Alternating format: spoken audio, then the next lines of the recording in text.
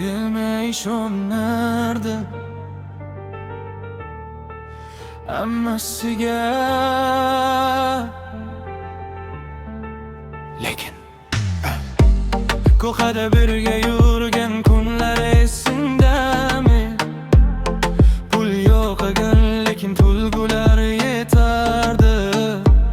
Yonimda turganlar bugun yo'q yonimda.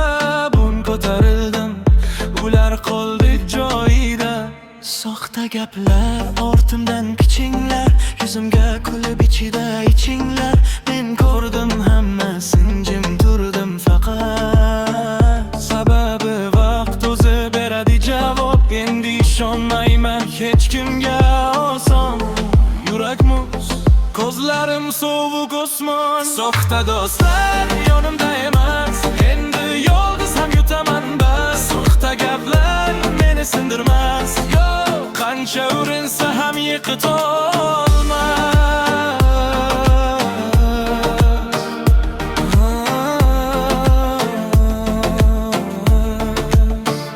Soxta gaplar meni sindirmas, yo'q qancha urinsa ham yiqitolmas. Tunlarim o'tadi reja bilan, men yuguraman faqat maqsad bilan. Sen esa gap bilan vaqt o'tkaz, natija yo'q, faqat boshim bor. Men yiqildim, lekin turdim yana. Ko'ygim ortida bor qancha drama. Hech kim bilmas ichimdagi jangni, men o'zim yozdim o'z taqdirimni.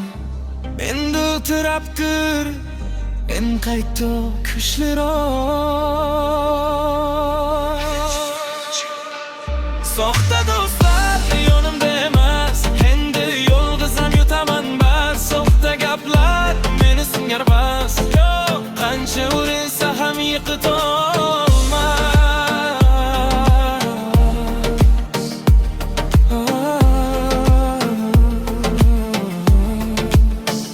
Soxta gaplar meni sindirmas,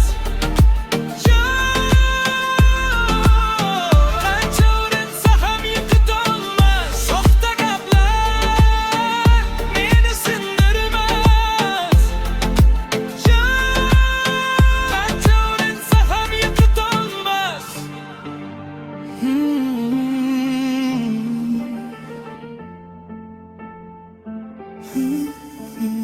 Men endi boshqa odam. Ishonch faqat o'zimga.